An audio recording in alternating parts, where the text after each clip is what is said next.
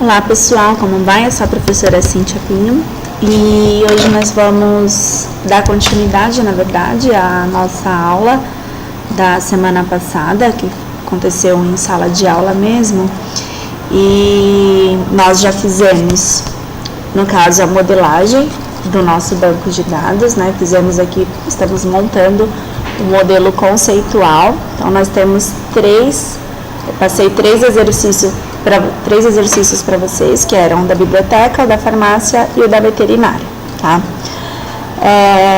A última aula eu pedi, né, nós fizemos a modelagem e eu pedi para vocês criarem os atributos de cada entidade. Então nós fizemos primeiro a da biblioteca, então eu pedi para vocês criarem, né, os atributos dos clientes, lembrando que as entidades sempre elas começam, né, com o atributo identificador dela, que é a nossa chave primária, que é essas que estão pintadas de azul aqui no BR Modelo.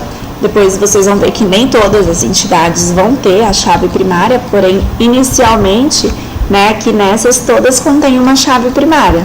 Então, para o cliente, o que torna o cliente único é o RA, o bibliotecário é o código do funcionário, o livro é o código do livro e o meu empréstimo ou devolução é o código do empréstimo, aqui que vai ser utilizado para o mesmo fim, né, essa entidade.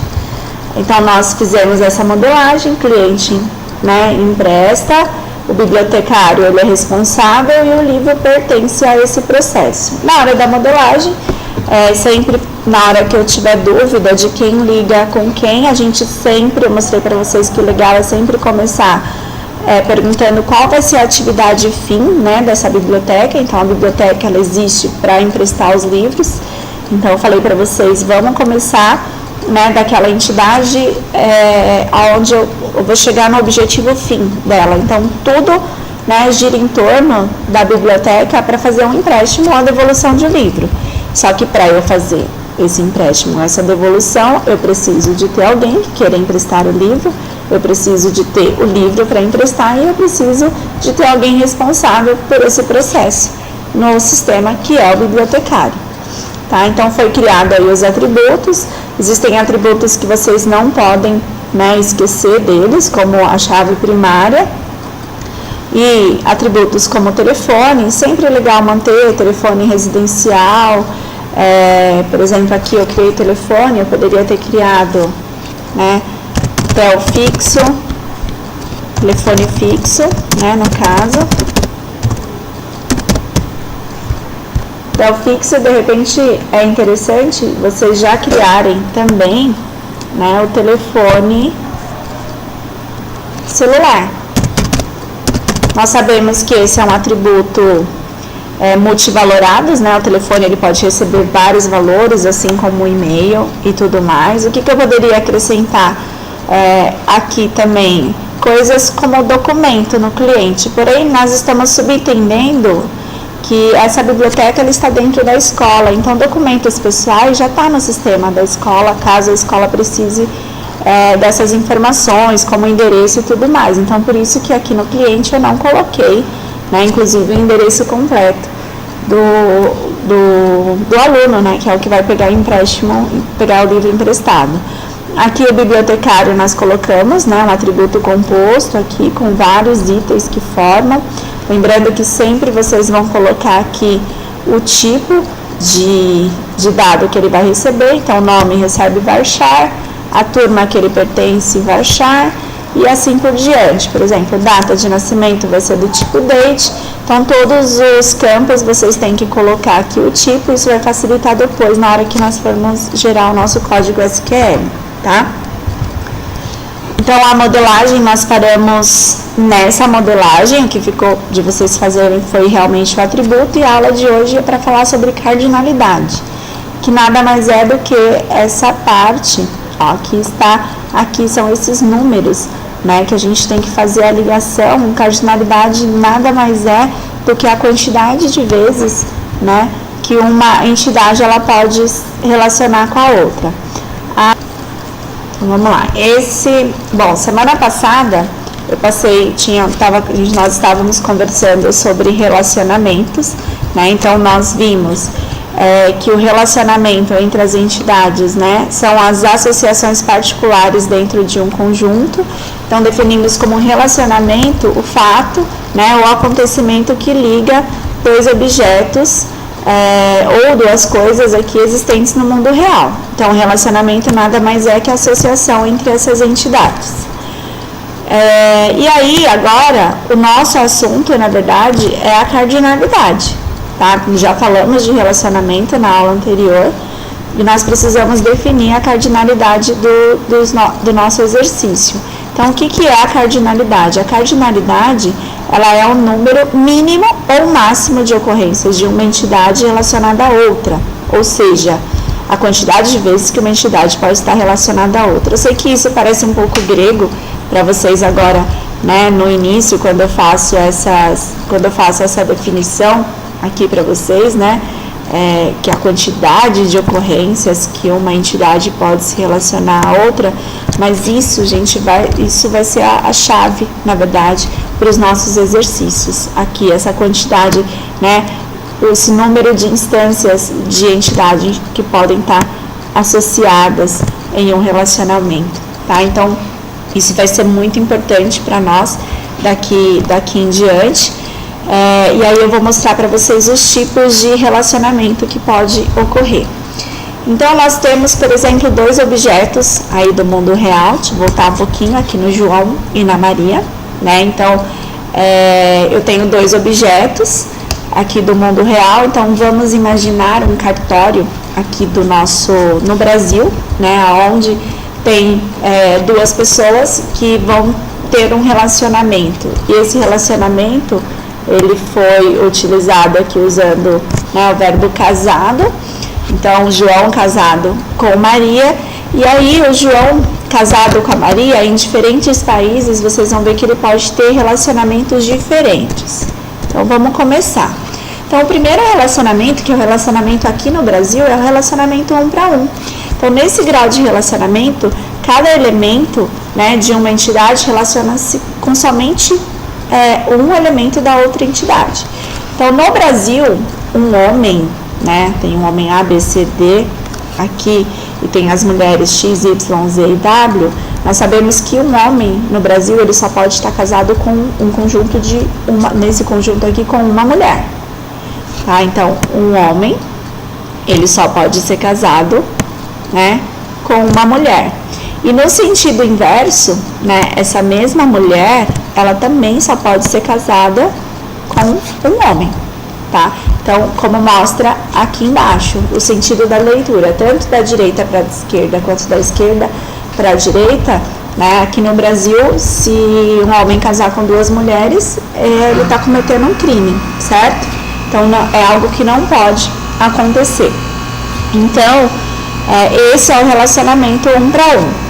Dando um outro exemplo mais da nossa vida real, coisas que vocês fazem aí no dia a dia, eu vou dar um exemplo, eu vou abrir o Paint aqui mesmo, né, essa ferramenta, só para dar um exemplo bem bobinho aqui para vocês em relação a esse relacionamento 1 para 1. Então, vamos supor que nós vamos criar uma conta em um site qualquer, vamos supor o Facebook, né, então o cliente ele vai criar uma conta. Então, o que acontece? Um cliente, né, ele pode criar no mínimo uma conta e no máximo uma conta também no Facebook. Como eu posso ter certeza disso, por exemplo, que ele só pode criar uma conta? Tanto que se ele for criar uma conta, ele vai ter que dar outros dados de e-mail, ele vai ter que dar outros tipos de dados. Tanto que se a gente tentar abrir duas contas no Facebook, ele vai dar erro se eu tentar fazer essa conta com o mesmo e-mail. Então, via sistema, isso não é possível, né? Só se eu utilizar outros dados. Eu vou ter um outro tipo de código. Então, na vida real, né, lembra, eu acabei de mostrar para vocês aqui a definição de cardinalidade, ó, é o número mínimo e o número máximo de ocorrências. Então, um cliente, ele pode se cadastrar no mínimo em uma conta e no máximo em uma conta no Facebook. E no sentido contrário, essa conta aqui, ela só pode pertencer a no mínimo um cliente e no máximo a um cliente também. Meu Deus, esse um aqui ficou meio horrível, né? Não tá dando nem para entender. Coloquei aqui no Paint porque eu achei que ia ficar mais fácil, mas eu não tenho muita habilidade, nunca tive, né, da escrita. Então aqui é um e outro um. Mas acho que deu para entender, tá? Então nos dois sentidos da leitura, um cliente ele pode ter no mínimo uma conta e no máximo uma conta. E no sentido inverso, essa conta ela pode pertencer a um cliente e no máximo um cliente. Então esse relacionamento aqui é 1 para 1, certo? Na visão do cliente para conta, que é do mesmo exemplo que eu acabei de dar para vocês, né, aqui do João e da Maria no Brasil, tá? Eles têm um relacionamento 1 para 1, certo? O João e a Maria, eles têm aqui o relacionamento 1 para 1. Eu acho que ficou fácil de entender esse relacionamento 1 para 1. Agora, nós temos também um relacionamento 1 para muitos. O que é esse relacionamento 1 para muitos? É quando um elemento, né, no caso da unidade 1, aqui, ó, da entidade 1, relaciona-se com muitos elementos da entidade 2. Então, ele se relaciona com muitos, não só com um, como foi na outra. E cada elemento dessa entidade 2, agora no sentido inverso da leitura, ele somente pode estar relacionado a um elemento da entidade 1. Então, aqui há um elemento. Então, em um sentido ele vai ser muitos e na volta ele vai ser um. E aí nós vamos simular o mesmo relacionamento do João e da Maria, só que em alguns países árabes, que a gente sabe que é possível, né, um homem ser casado com quantas mulheres ele puder sustentar, certo? Então, no caso, como que funciona? Um homem, ele pode ser casado, né, com no mínimo uma mulher, lá nos países árabes, e no máximo com muitas mulheres, com quantas ele puder sustentar, certo? Então, a relação aqui, né, é 1 para N nesse sentido, né, da leitura. Só que quando a gente vai fazer o sentido contrário, aqui da mulher para o homem, essa mulher, ela pode estar casada com no mínimo um homem e no máximo um homem. Tá? Então, nesse caso do relacionamento lá dos países árabes, né? Então, o inverso não é igual. Então, no sentido da direita para a esquerda, um homem ele pode estar casado com várias mulheres. No outro sentido, uma mulher ela só pode estar casada com um homem. Então, isso nós dizemos que é um relacionamento de 1 para muitos, que na verdade é o mais comum que existe no banco de dados, é o que a gente mais é o que nós mais vamos encontrar, tá, nos nossos relacionamentos. Também existe, antes de mostrar o de muitos para muitos, vamos voltar lá no Paint, eu vou dar um outro exemplo. Lá eu vou dar um exemplo dos nossos próprios modelos. Deixa eu descartar. Nós fizemos uma modelagem de veterinário onde eu tinha um dono e um animal. No caso, né, de um dono e uma veterinária, quando eu vou levar o meu cachorro para uma consulta, um dono, ele pode ter no mínimo um bichinho, certo? Um animal. E no máximo ele pode ter vários, porque ele pode ter cachorro, ele pode ter gato, ele pode ter 2 cachorros, ele pode ter 2 gatos, ele pode ter um papagaio, ele pode ter um periquito, ele pode ter um coelho, enfim, ele pode ter muitos bichinhos.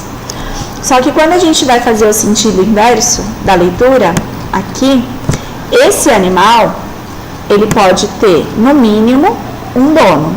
Então, a gente vai fazer a cardinalidade mínima. E, no máximo, ele só pode ter um dono responsável por ele lá na veterinária, tá? Então, esse é o exemplo de um relacionamento 1 para muitos no nosso próprio exercício que a gente vai completar daqui a pouco. E agora, nós vamos ver o relacionamento de muitos para muitos. Então, aqui no slide está dando um exemplo de um relacionamento de estudante com a disciplina. Então, um estudante ele pode cursar várias disciplinas, muitas disciplinas, né? Então, eu tenho a cardinalidade mínima e a cardinalidade máxima, né, no caso aqui. Então, um estudante, ele pode estudar no mínimo uma e no máximo várias disciplinas, tá?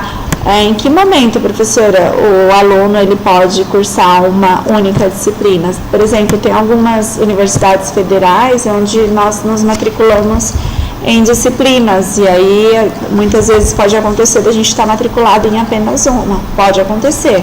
Então eu posso estar matriculada em no mínimo uma e no máximo em várias.